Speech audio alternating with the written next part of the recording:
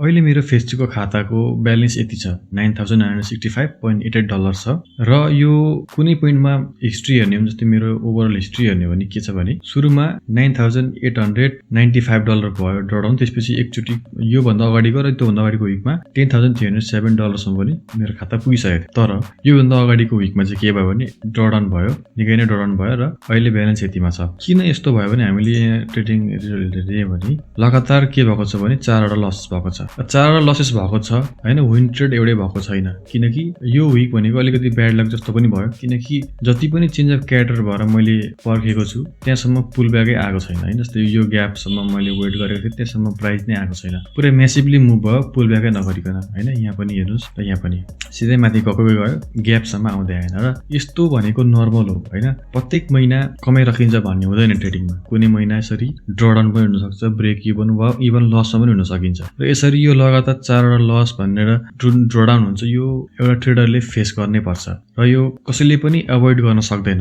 कोही हुनुहुन्छ होला एभोइड गर्न सक्ने वा लगातार 4टा लस त अहिलेसम्म नगरेको हुनुहुन्छ होला ट्रेडरहरू, तर अब आउने समयमा गर्नु हुँदैन भन्न सकिँदैन हैन। यो भनेको नर्मल हो। तर पनि 4वटा लसेस भए पनि अब यो जुन मैले स्ट्रेटेजी युज गर्छु यसले काम गर्दैन भनेर मैले चेन्ज गर्दिनँ हैन। म यसमै स्टिक रहन्छु। त्यो चाहिँ एउटा ट्रेडरमा हुनुपर्छ। र यो जुन $10,307 सम्मको पुगिसकेको थियो र अहिले फेरि के छ 10,000 भन्दा पनि कम भइसकेको छ ब्यालेन्स मेरो हैन। र यस्तो बेलामा अब मैले प्यानिक भएर बढी रिस्क लिएर ठुल्ठुलो लट साइज लिएर मैले अब ट्रेड गरेँ भने के हुन्छ भने त्यसले मलाई नै एफेक्ट गर्छ हैन। झन् बढी ड्रडाउन हुन सक्छ। त्यो भन्दा बेस्ट के हो भने एकदम काम हुने, किनकि डेज अझै कति छ 40 डेज लेफ्ट छ।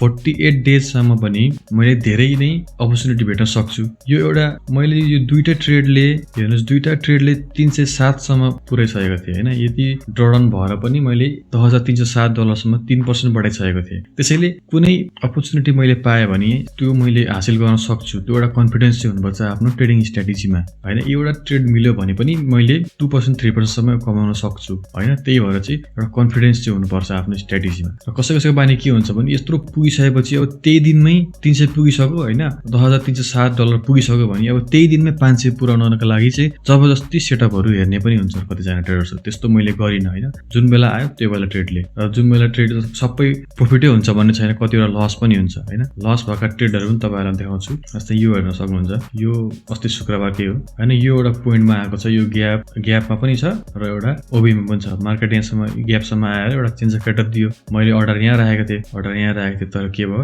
स्टप लस छुइदियो हैन। यो एउटा लस ट्रेड हो। र लस ट्रेड अरू पनि थुप्रै भएको छ। यो युरो क्याडमा धेरै नै लस भएको छ, किनकि मार्केटले यहाँ यो जुन छ नि विकलीको अर्डर बगमा आइसकेपछि मैले चाहिँ अब यसलाई सेल गर्न कोसिस गरेँ धेरै नै, तर प्रायः जसो पुल ब्याक आउँदै माथि आउँदै स्टप लस छोएको छ हैन। के बुझ्नु जरुरी छ भने 100% कुनै पनि स्ट्र्याटेजी हुँदैन हैन। जुनसुकै पनि यसरी ड्रडाउन पिरियड हामीले फेस गर्नै पर्छ। 4वटा लसेस जुन मैले फेस गरेँ त्यो मैले फेस गर्नै पर्छ। मैले फेस 1मा यस्तो फेस गरेको थिइनँ। मैले म्याक्सिमम लस फेस गरेँ भनेको 3टा लससम्म मैले फेस गरेको थिएँ। र अर्को के पनि बुझ्नु जरुरी छ भने यो जुन च्यालेन्जेसहरू छन् यो आजको भोलिमै पास हुँदैन। फेज 1 पनि मैले पास गर्नलाई कमसेकम 20-25 दिन लागेको थियो हैन, 8% कमाउनको लागि। र मैले यो ट्रेड गरेको कति दिन भयो, 12 मतलब 12 दिन भएछ मैले यो गरेको। 48 डेज बाँकी छ हैन। अझै पनि धेरै अपर्च्युनिटी मैले पाउन सक्छु, पास गर्न सक्छु। त्यसैले धेरैजनाले सोध्दै हुन्छ फेज 2 के भयो, फेज 2 के भनेर। यो आजको भोलि पास हुने हैन। यसमा एउटा सिस्टमेटिकली जानुपर्ने हुन्छ। आफ्नो सेटअप बनेपछि लिने, त्यसरी एउटा ट्रेडिङ प्लान फलो गरेर चाहिँ आफूले पास गर्न सकिन्छ, हैन भने सकिँदैन।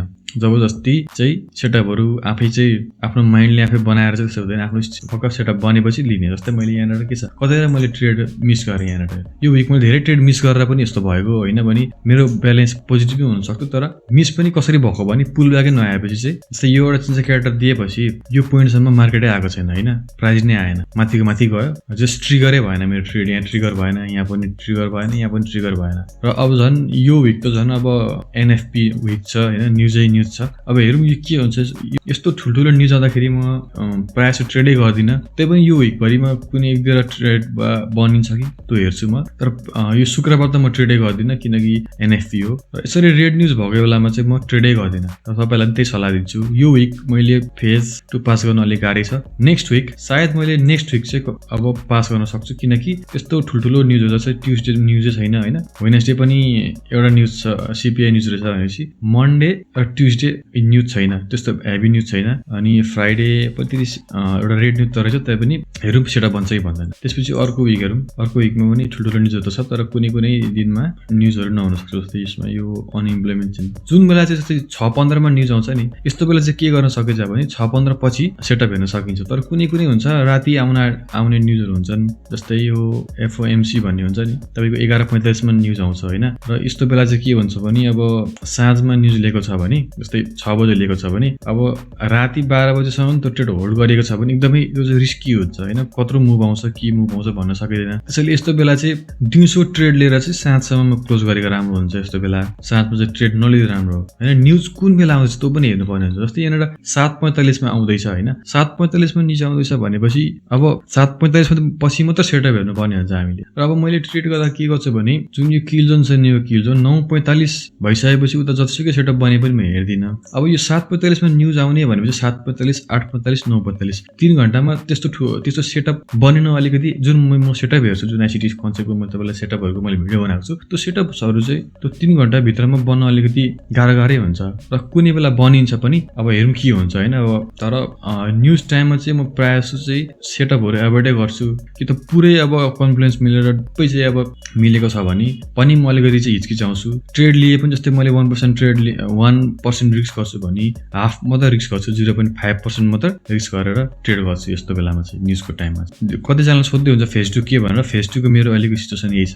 योभन्दा अगाडिको विकमा, मतलब योभन्दा अगाडिको विक त यो ड्रडाउन भएर यदि पुगिहाल्यो, त्योभन्दा पनि अगाडिको विकमा चाहिँ मेरो 10,307 मा थियो होइन। त्यो बेला चाहिँ 3% अप भएको थियो भने अब यो विक चाहिँ के भयो भने 3% नै डाउन भयो। अब यो विक के हुन्छ हेरौँ होइन। फेज 2 पास गरे पनि फेल गरे पनि म तपाईँहरूलाई अपडेट दिइरहेको छु। त्यसैले त्यसरी फेज 2 के भयो भनेर कमेन्ट धेरै नगर्नु होला होइन। तपाईँहरूलाई पनि चासो लागिरहेको होला के भयो भनेर होइन। तर पास गर्न सकिन्छ होइन। एउटा स्ट्रिक्ट रुल्सहरू बनाएर राख्नु भयो भने चाहिँ पास गर्न सकिन्छ, आफूले कन्ट्रोल गर्न सक्नु भयो भने। मैले यहाँ 10,300 पुग्ने बित्तिकै त्यही दिनमै कम्प्लिट गर्छु भनेर बसेको भए हुन्थ्यो होला, सायद हुन्थ्यो पनि होला, र नहुने चान्स चाहिँ बढी हुन्छ जस्तो हुँदा। किनकि जबरजस्ती सेटअपहरू हेर्दाखेरि त फिक्सै हो, लसै हुन्छ होइन। तर पनि अब मैले पनि पेसेन्स गरेर पनि यो विक त डाउनै भएको छ, तर अर्को विक के हुन्छ हेरौँ।